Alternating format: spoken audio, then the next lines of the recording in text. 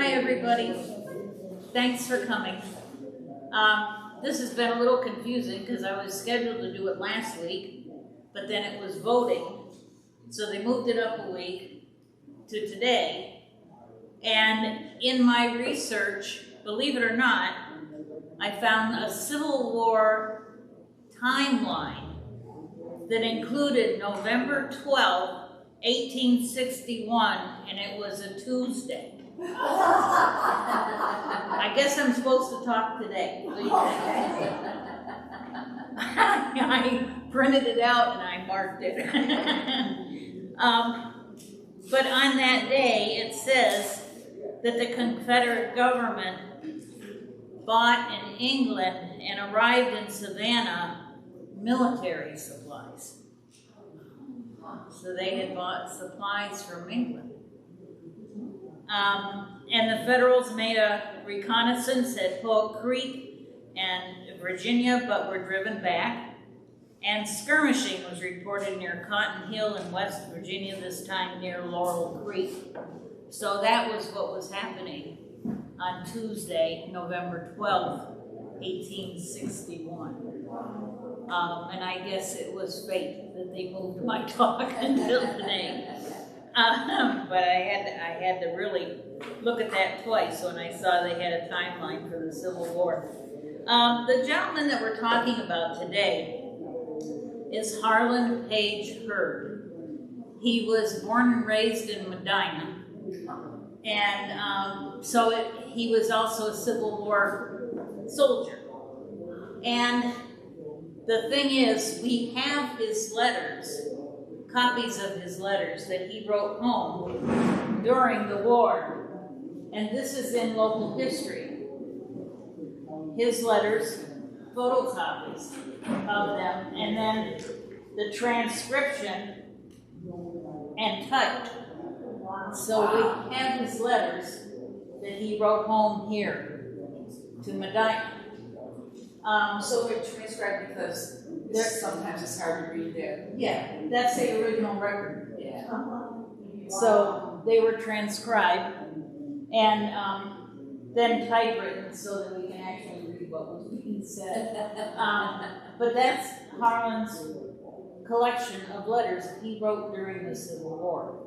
And I think we're very fortunate. We've got maybe 4 different people that were in the Civil War that we have letters written by them that have been photocopied and transcribed and typed messages. And I think that's very fortunate for a small town like us. Oh, yeah. To have 3 is a lot of those letters. Harland Page Hurd was born in Medina, April 5th, 1838. He was the second of 8 children born to Russell Frost Hurd and Nancy Ann Frost, who was also his second cousin. Keep it all in the family. Having spent his entire youth in Orleans County, he learned the trade of carpenter. On 9th of July, 1857, as Harland was 19, he married Mary Catherine Noss at the Methodist Church in Rockport. Harland and his older brother Levi enlisted in the 17th New York Independent Volunteer Battery Light Artillery on the 20th of August, 1862, as privates. At the time of his enlistment, he had 2 young children, a son, Willard, and a daughter, Mary. Another son, Harland Page Jr., was born about 6 months after Harland had gone to war. 3 more children were born after the Civil War: Gertrude, Benjamin, and Mabel. Harland was a prolific letter writer and wrote Mary telling of his thoughts, hopes, and ambitions. From these letters, we know that he was instrumental in setting up the debating society within the 17th Battery and that he thoroughly enjoyed debate and oration. So his letters I was intrigued with because it wasn't so much about the battles, although there were stories about battles and what was going on. But he also was talking to Mary and asking her about what's going on at home and have you done this and did you get the money and did you pay this off? And they were writing back and forth about everyday common things that would be happening even though he wasn't there. In a letter to his wife, March 11th, 1865, he refers to with great enthusiasm to the essay he delivered on March 6th. This is 1865. Last Monday I read an essay which raised the assembly, which filled the house to overflowing, and there were as many outside as in, the windows and door being open, raised that assembly to ecstatic, and it was unanimously resolved that said essay should be printed. And we have that essay. Oh, wow. So I'll tell you a little bit about that today too. A copy has been sent to Baltimore to a publisher, and we expect a letter the first of the week telling us the price. If it is not too expensive, it will be printed at once for 500 copies. So we really have a very famous gentleman that was from Medina during the Civil War. After the war, he moved to Corry, Erie County, Pennsylvania. Now, I'm from about 10 minutes from Erie. That's where I was born, between Erie and the New York state line. Corry, Pennsylvania, we went to for eyeglasses. So I know where Corry was. Corry's in my neck. Corry's in your neck of the woods, Pennsylvania, yes. They remained there until 1880 and then moved to Newark, Essex County, New Jersey. He established the Newark Door Company. He remained in the Newark area until his death in 1926. They're both buried in Bloomfield, New Jersey cemetery. So they really got around. He did a lot with his life. The Orleans Battery was a battery of 230 plus men who served from Orleans County in western New York. So the 17th Battery, the book that is there, the dark blue book standing up, that is something that's been researched. Tom, do you have anything you want to say about battery? Nope. Nope. Well, I forgot more about it than anybody else. Well, then I'll teach you a little bit today. Yeah, Tom was instrumental in the book and getting the information and the letters photocopied, and so that was something that has not died in memory. This is something that's we've kept up with and have collected. This following paragraph was taken from New York in the War of the Rebellion, published in 1912. Captain George T. Anthony received in August 1862 authority to recruit this battery. This is the 17th. It was organized in Lockport and there mustered in the service of the United States for 3 years, August 26, 1862. The men recruited were principally at Lockport, Berry, Medina, Ridgeway, and Shelby. The battery left the state August 29, 1862 and served in the defense of Washington, D.C. from September 1862. That date is wrong. They didn't leave until October. Their official, you find officials says they left almost immediately and they went to Camp Church in Lockport for several weeks of training and everything, and didn't leave till they got their And didn't bonus. leave till that fall rather than in the summer. See? That's one of the things You're remembering some of it, Tom. That's right. And they were in the Artillery Brigade, 18th Corps Army of the James from July 1864, and in that of the 24th Corps from December 1864. June 12, 1865, it was under Captain Anthony, honorably discharged and mustered out at Richmond, Virginia, having during its service lost by death of disease and other causes 17 enlisted men. 1 man was killed. 16 died of disease. The man who was killed was actually an Out of accident. Friendly 230? fire. Yeah, it was friendly fire. The man that was shot was so. That's really low. If Yeah. you think about it, it was less than 10%. Yeah, it was very low, but they were not often in the heavy duty fighting either. They were, you'd expect to read about this battle and that battle, and there wasn't that much in there about battles. So the regiment. Yeah, they were at Appomattox. They were at Writing Appomattox. letters 50 yards from where people were negotiating the end. Right, but they were not involved in physical fighting so much as some other groups were. Our Until they got to Petersburg, they were in trench warfare kind of stuff for quite a while. Right. This was a letter from the 17th, from Deep Bottom, Virginia, August 29th, 1864, Orleans, American. Again, the 17th Battery has changed its base of operations and may be found in good fighting trim at this isolated military station, enjoying camp life on the river, waiting for something to turn up, as did Macabre, instead of turning up something ourselves. We never were more pleasantly situated before during the past 2 years of our soldier life than now. The right and left sections of the battery were relieved from duty in the trenches in front of Petersburg on Wednesday the 24th, and that night marched to this place.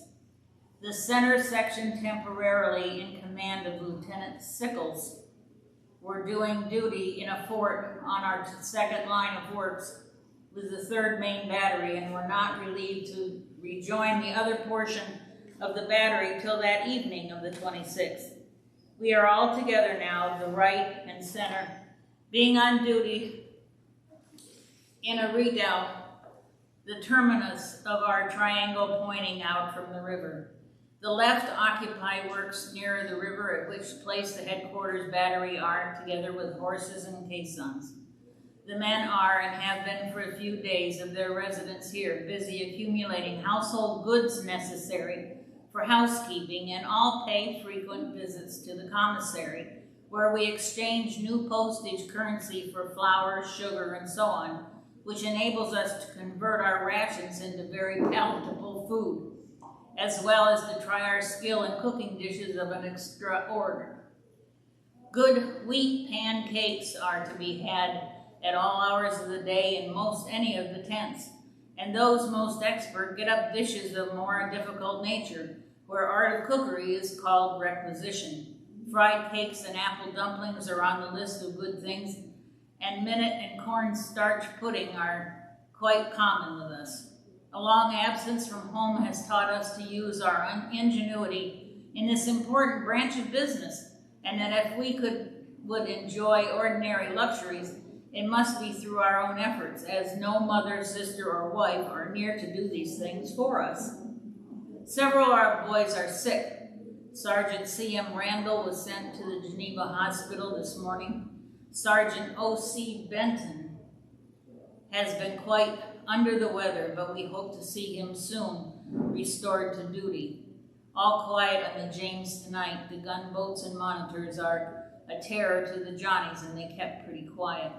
Only 11 a few, as the boys say, and we will endeavor to gladden a few homes in Orleans County by our presence. By that time, I trust the cruel war may be ended, and the North and South living in peace under our time-honored banner of the Stars and Stripes. 11 months and a few days is what they refer to. Yeah. Wow. When you said they were writing, corresponding back and forth, was mail delivered fairly well during that time? Yeah. They all got through in 3 days sometimes. Yeah. About 6 weeks today. Right. I was going to say, I think sometimes it got delivered a little quicker than it would have today. Yeah. And there again, that's another thing, through movies and through just gossip, everybody assumes, well, everybody was riding a horse at that time. Everything was slower than it is now. But there were things that were faster then, The railroad. because they didn't have the interference. The railroad. that we have today. And the railroad was the high speed at that point. That was the thing that got the mail from one place to another. So I'm one of those that get in the track of, well, it was before the phone, it was before. No, they got things done rather quickly, and that again was something that we learned by reading these letters and seeing the dates on them and seeing when the person wrote it and when the other person received it. That teaches you something about history too. Oh, amazing. Yeah. I'm going to go through a few of those letters that he wrote home. Portions of it. Were any of Mary's letters ever found or no? Some of Mary's correspondence was there, and in the back of that, there's some of her correspondence. And very often he will say, "You asked me about," and so you can tell what her letter contained because he was announcing his response to it, whatever question she had. This is in 1862 at Camp Berry, December 11th. He writes, "Dear Mary," and I won't go through it all because the letters, some are quite long, and we'd be here until next week at this time if I didn't. December 13th. The news from the front is quite encouraging, and I hope Burnside will continue to be successful and the war ends soon. This is 1862. Troops are pouring into Washington by the 10,000s, I had almost said. The hills opposite us, which had been deserted for several weeks, are now white with tents. If the force now raised is properly used, the rebels can be whipped out in a short time. It seems to me that the present combination against Richmond must succeed. If success is accorded the Union arms at the stronghold, we will have gained a great political advantage which must stop the talk of foreign intervention. It will greatly dishearten the Southern people. I think we shall come out of this war having established great principles. 'Tis at a bloody cost, and might have been averted if our fathers had not compromised till traitors became bold. Long way of saying, well, if they hadn't messed it up, we wouldn't have to be here, straighten it out. Right? He's talking about this war. No, I mean, what the Slavery. slavery, okay. Yeah. Yeah. This one is Sunday afternoon, December 14th, 1862. Inspection is over with and I have a few minutes to myself. They are fighting about every day now at Fredericksburg and with varying success. I don't know what the great battle is to be fought there. I have confidence in the result. I think the rebels will be whipped. I'm confident that Sigel is reinforcing Burnside for troops that have gone from about here, have taken possession of places just evacuated in parts of his force. Troops are coming into Washington day and night. There is no lack of men or material, and I believe we're coming out all right. A few days since, I saw in a city paper that a bill had been presented to Congress increasing the pay of soldiers. One of the men told me last night that it had passed and that its provisions made the soldiers pay $15 per month and reduced the officers' pay by 1/4, beginning on the 1st of December. I've not yet seen the thing in print, but hope it's true. I calculated that the $9 I sent you would carry you till that time, January 15th, with money borrowed from her brother John to pay the rent. If you have to take part of what I send to pay rent, you will have left about $5. It's nearly 5 weeks, and therefore you will have but $1 a week to live on. Wow. I guess I can get a few dollars and send you. I will try at any rate, and we'll see if I can make an arrangement with Bland in case of no pay next January. In case the doctor's service are necessary, they were expecting a baby at that in about a month. You will not, of course, think of paying him until the patient is properly treated and is restored to health, and then not till you can spare the money. It's not necessary to say anything to him, but if he looks anxious, remark that he shall be faithfully paid. Doctors can afford to wait. Take $1 of the money I now send and put it away. When you're sick, there will be a number of things that you need and had not thought of, and you will then want them very much. So, this is Miners Hill, January 21st, 1863. Our route was directly past the Capitol and through the city, down Pennsylvania Avenue to Georgetown, across the Aqueduct Bridge, and into the sacred domain of Virginia. The road this side of the river appeared to be entirely new and to have been made through the woods most of the way. Forts, breastwork, and rifle pits were passed every little way. The soldiers have cut the woods down to stockade forts and tents to build log huts and for wood, until the whole country looks forlorn, dilapidated, and destitute. The woods are mostly second-growth pine, none of it over 8 to 10 inches though, most of it considerably less. We reached Miners Hill just in time to pitch tents before dark. We here have a very pleasant place for camp.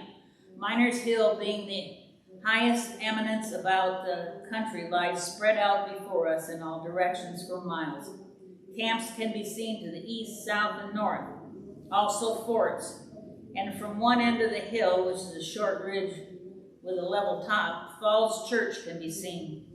Fort Ethan Allen is to the northeast from 2 to 3 miles, and Chain Bridge over the Potomac is about a half to 3/4 mile beyond the fort. Washington is about 8 miles to the east. When a cloud hangs over the city at night, the gas lights are brilliant enough to define the position of the place, as I observed Monday night. We are favored with good spring water, pleasant scenery, considering the poor country, and all the wood we please to chop. We also still get good bread, though I had expected to subsist henceforth on hardtack. So they are getting a few good things to eat. This one is from January 24th, 1863. Levi, Charles, Kate, and I are the only ones left in our tent today. The rest have gone to Falls Church about 2 miles from here. There are some things quite interesting at that antiquated place. Messrs. Bennett and Kingman, who escaped from rebellion and came to Medina some time ago, lived in that place. So he's connecting Medina with some of the things he's seen. The old brick church where Washington was married is also there. George Porter, formerly of Medina, lives there. These things I get, of course, from hearsay, but I shall visit the place sometime this week, I think, and ascertain the facts of the case. I don't think it right to travel about on the Sabbath, although I can tell when Sunday comes we are obliged to do nearly as much as on the other days. In other words, military. They don't pay too much attention to that Sunday. If a soldier gives aid and comfort to the enemy or declares himself an avowed secessionist, he is punished at once, and shall not men who are as unpatriotic as to remain at home in these times of trial to vilify the head of the nation, to praise secessionists, and to denounce the effort of patriots to put down the rebellion of the slaveholders as unholy efforts to subjugate the South? Shall not such men be similarly disposed of either by imprisonment or instant death? If their miserable lives depend upon the mercy I would extend, they would have occasion to think that man's tender mercies are cruel, for I would hang every one of them. He definitely has opinions. I hate such men with all the hatred possible. A man that will desert a friend in his hour of need is a scoundrel. A man who will desert his country in her hour of peril is a traitor. But the man who will traduce his country's honor, that will rejoice in this hell-born insurrection and denounce every effort to put it down, and still remain under the shadow of the flag and claim the protection of the laws, is fit only to receive scorn and contempt, to meet a disgraceful death and be buried downward with his face towards hell. I think he developed some opinions. Undergoing as I am the hardships of war, and they are not light and easy. I have no mercy for traitors, no charity for shirks, no sympathy for the desponding. You say, why not arm the Negroes? Ask these Democrats who are to a man opposed to such an act. Ask their congressmen who vote against it every time why they are not armed. Ask the accursed Democrats everywhere who stay at home themselves and oppose arming the Negroes why they perform and really aid the enemy. But the Negroes will be armed, and that soon, and they will fight too. I've seen some Negroes and talked to them on the subject for the purpose of satisfying myself, and they say they will enlist and fight too, and I think they will. There again, we had a black man, Isaac Hawkins, from this county that went to the Civil War. Wow. So reading these letters, it really, things start to connect in your brain of things that you've heard before. But I think it's interesting to see a local boy writing home. And it isn't so much about the battle, and this one moved over here, and that went over here, and we used the caissons, but he's getting his feelings on paper about what it's like to be away from home, what he's That experiencing. book I just told you about, Just Not Our War, talks about the Northern soldiers had much more respect for the Southern soldiers than they did for the people at home that weren't supporting them and getting rich off everything. Because the other soldiers... Of the people that were drafted, about 6% actually served. The rest paid the $300 or hired a substitute. Found a way out. Found a doctor who would say they had heel spurs. Yeah. No, that's somebody else. But anyway, if you could find a doctor that would say you couldn't go. Right. And that has been a pattern, because that has still happened in our day and age also. The point of that book is, it says, afterwards, everybody was for Lincoln, everybody was for the war, and one guy served for 2 months and got himself sent home, and after the war he claimed that he left in 65, right, 63, and you have to make your story sound good. Yeah. But that is the way it was, and the guys who fought on either side respected the other side. They really did. They respected the other side for standing what they believed for. But the South was a little more iffy on it. It was a little more, I don't know, I don't think I really want to fight this, but I say I have to. And so I think the North was a little more dedicated to making a one country. And the South, there were some that were intimidated into believing that if they fought the war, then there might be two countries. I don't think they truly wanted it, though. Before the war, when the United States was talking, it was the United States are, and after the war, it was the United States is. Yeah. They were divided before and united later. We still got the Electoral College left over from all that state stuff. Okay, so this is September 1864 at Deep Bottom. This is a very unhealthy place and will be for 3 weeks to come, so says the surgeon. I do not remember whether I told you that the 4th Detachment had moved to the fort at the landing where the horses and caissons are. We did so over a week ago. The water is very bad here. I go evenings up to the ravine nearly half a mile to those clear springs and fill my canteen, which lasts me the next day. Nearly everybody is sick or grunting. At low tide, the river smells bad and a fevery fog hangs over it, and the 2 creeks that empty into it near us. So, and he did come home. A lot of men came home very ill, died shortly afterwards, or died of illness while they were serving. And part of that is just the areas that they were fighting and where they had to get their water where they had to wash their dishes in that water. That wasn't good. I mean, things just added up, and a lot of men died of illness rather than gunshot wounds. And this is March 4th, 1865. It will not interest you to tell of the rich times we have had in our debating society, for you are not acquainted with the participants. Suffice to say that the house is crowded every time, the windows and doors open, and a bigger crowd outside. I deliver or read an essay every Monday night. It's particularly political. This is after the war at the Debating Society. Now, Harland apparently, you could tell by his letters, he wasn't just telling about the fighting, but his opinion of things. He had quite an ego. Yeah, he did. He did have an ego. And yet his division didn't do a lot of face-to-face fighting either. It was a lot more philosophical, where the other guys were trying to stay alive. It only happened occasionally to his division. In 1865, he also writes to Mary, our debating society is a complete success, and I have achieved 2 triumphs.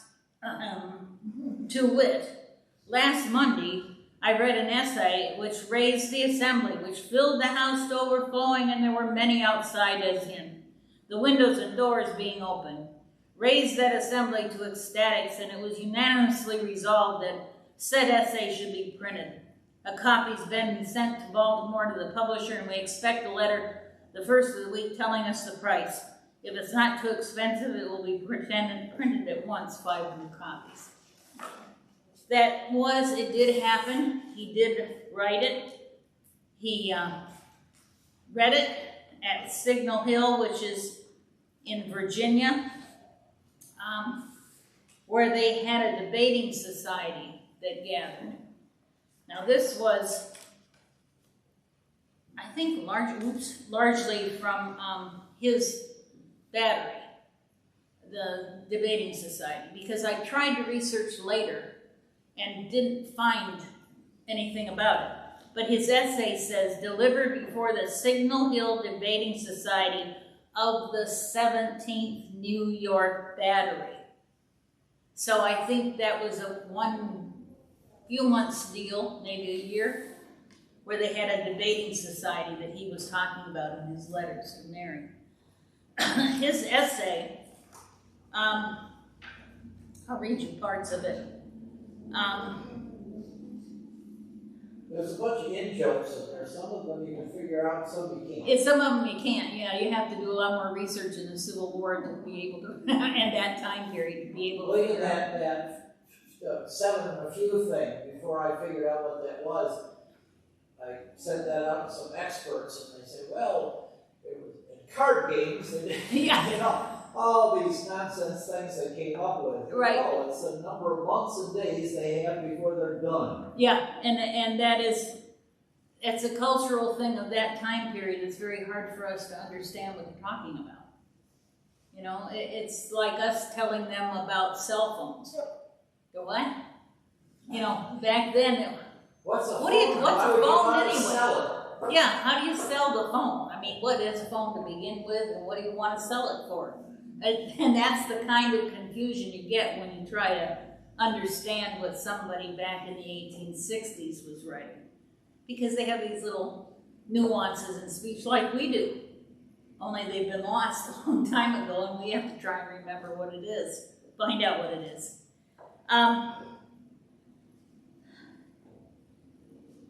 He talks about the battery being organized at or near Medina, New York, where they have, since the organization of the battery, paid large bounties. Having been collected together for the first time, we went to Lockport, where we received a Captain Bow's sharpshooters with 3 hearty cheers, which we as heartily returned. We passed the sanctuary night in a shed, all mustered into the U.S. service one night, except such as were down taking care of Booth. We stayed some time at the camp church of Lockport, We were patriotic then, big hats, wore white gloves. 'Twas there we sang. The Orleans battery's going south in a few days, to try their hands at the cannon's mouth. Fare you well, my boys. Chorus, oh, we'll have a victory in a few days, we'll have a victory on old Virginia's shore.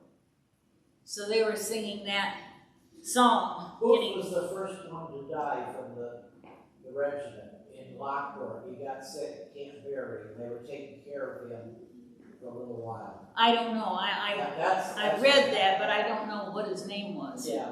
Yeah.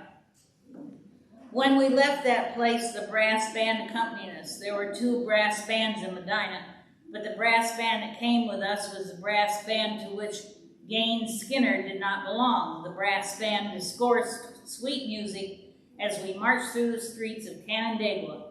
We patronized the people and the storekeepers of that handsome town to an unknown extent.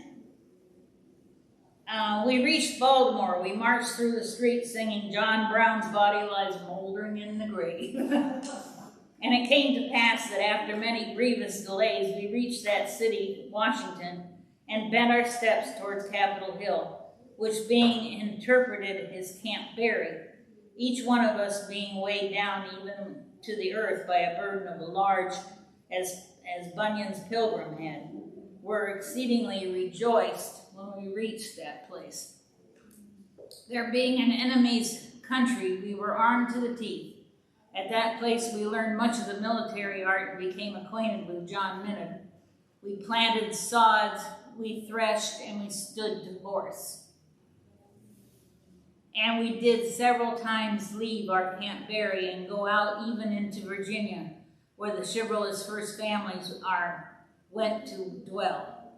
On our return from one of these venturesome expeditions, certain of our mighty men of war submitted to the ceremony and rite of sprinkling, and that without the profession of faith in anything, or expression of any desire to keep, except to return to camp, at Camp Berry we sang. Many and bright are the stars that appear in the flag by our country unfurled, and the stripes that are swelling in majesty there, like a rainbow adorning the world. Chorus, then up with the flag, that good old flag, that all the world may know, that millions of freemen are ready to fall ere the stars and the stripes shall trail low. And in his speech, he has several songs or several poetries that he reads. I won't read the whole thing because, like I said, we'll be here until next week sometime. What was his age? Pardon me? What was his age at this time? In his, 24? I was going to say mid to late 20s. Like 25 to, yeah. Because he went, I think when he was... He said he was born in 38. 38. So he would have started in 62, then 24, 25, 26. Yeah, I was going to say it's mid-20s when he went to war and came back.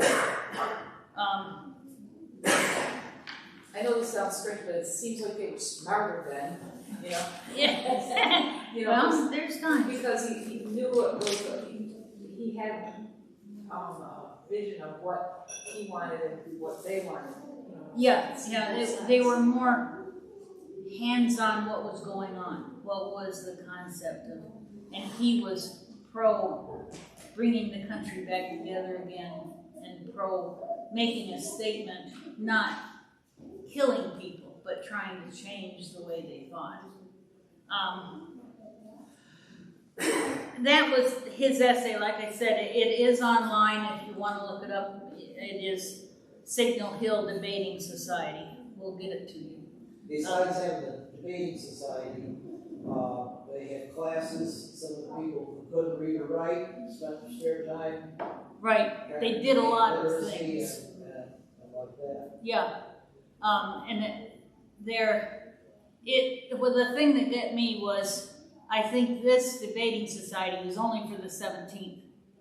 It didn't survive after that. There is a debating society down in that area, but it is a generalized society debating. They enlarged that meeting. They doubled the size of it, I think, shortly before this, so they get more people. Right.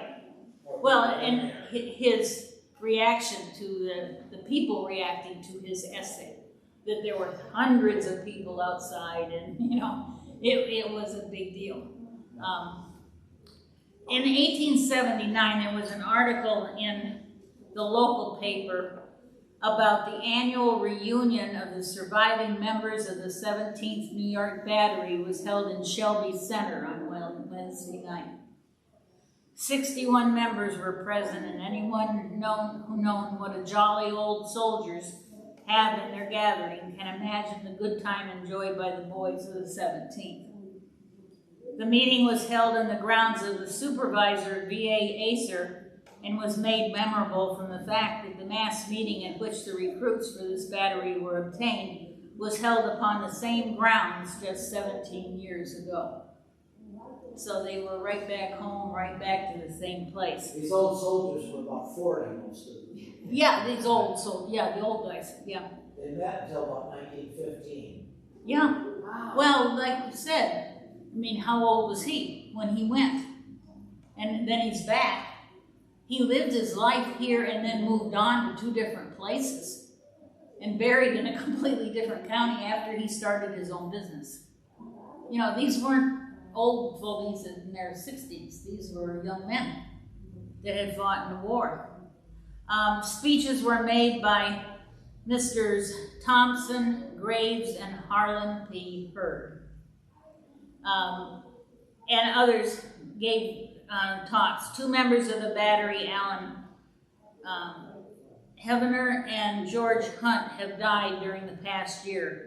Albion was decided upon the place for holding the next meeting and the following officers, and it lists the officers. Heavener died in New Orleans from yellow fever. He's listed as Heaven Necker. It took me forever to find him. Couldn't find a grave for him, but did find that he had died down there. Uh-huh. And his widow went on to San Francisco and had some kind of dress business or something for years and years. Yeah. Well, Harland, in 1896, there's an article in the Medina Tribune. Harland P. Hurd, who with his wife and daughter have been visiting relatives in Medina vicinity during the past 2 weeks, left for his home in Newark, New Jersey on Monday. Mr. Hurd is a native of Medina, residing here until the rebellion, when he became a member of the 17th New York Battery. He is now a prosperous businessman, president, and manager of the Newark Door Company. So this is in 1896. He was always a carpenter. Some of his letters, he's very interested in what the trees are in the woods. Right, He says yeah. second growth, whatever, and all that. Yep, because he was a carpenter and he started a business making doors, wood carpenters. He carried on with what his love of his life was. And in 1902, Medina relatives of Mr. and Mrs. Harland P. Hurd received invitation to the marriage of their daughter, Mabel, to Dr. Arthur Smith DeVoe, which occurred on the evening of April 9th, 1902 in Newark, New Jersey. So until that 1902 newspaper, we have a trail for Harland P. Hurd, who those letters are from his. He was an educated young man before he went into Yes, business, he was. Which to me seems to be unusual at that time. Well, I think in a way it was, but in a way it wasn't. I mean, people were more self-educated than we are today.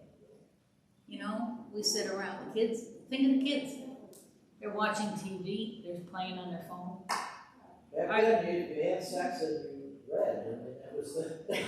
Yeah. the Well, that was the entertainment for the day. Yeah. But no, it's true. The change in how I was raised and how my grandchildren are raised, 2 different things. They have much more free time for themselves. I drove tractor for my dad, for my grandparents. When they baled hay, I helped to throw hay bales into the mow. My grandchildren don't know what that is. They don't know any of that. And that's just a change from my generation to theirs. But, I mean, educated-wise, is his use of language, which would mean he went to some kind of school. Right, he had gone to local schools, yeah. And like I said, more was expected of the kids back then than we do now. They were expected to read and write, to be intelligent. Cursive. Cursive, yeah, cursive. I have to read you this one thing I found that shows you the difference. When I was growing up, the library you went to because they had all these cool books and things that you didn't have at home, and you could take them out and read them and wait a couple weeks before you bring them back, maybe find something else. I worked in a library when I was in high school. And then this week on the internet, I find a headline, "Save money by borrowing books from the library versus buying in store." Borrowing books from the library allows readers to pick up new titles and keep money in their pockets. That's what the library's become. The bookstore with no charge. But it's been true all along. That's what a library does. That's why we're You bring it here. back to the store for you free till you want to take it out again. Yeah. It's a Yeah. very communistic thing. It works. But yeah, so, well, thank you for listening. And anybody else have any other questions? Well, it's amazing that these are, letters are found. I don't know how you guys research and find these letters. I know that, talking If to you have in a couple hours, I can tell you my story of how I started that. Yeah, those were saved by one of his great-great-great-grandsons, I think. You can see why his letters were saved, because he was sending them home to his wife. Her letters went with him and got lost in the process. Yeah, got lost in the process, yeah. Except Cora's, I mean, he wanted to save them all, he saved them all. Yeah, Cora's letters are saved, and that's what this is about. This was Cora Benton.